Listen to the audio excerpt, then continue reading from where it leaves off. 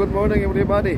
I am Engineer Jis, HVAC engineer working now in Saudi Arabia, one of the prestigious hospital in Ministry. Okay, as you can see my background, this is the actual chiller Carrier brand. As you can see also in the down, there is a 3 compressor in the system B and 4 compressor in system A. Okay, our topic for today is how to check and replace or repair this thermal expansion valve. As you can see, this is electronic expansion valve, EEV.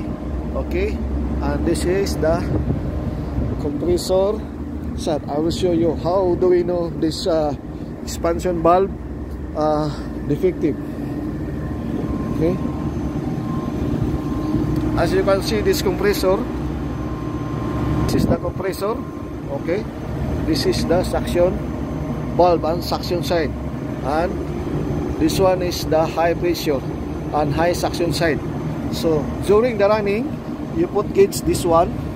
When you see the gauge showing the pointer going to vacuum, that is the sign of the EEV block.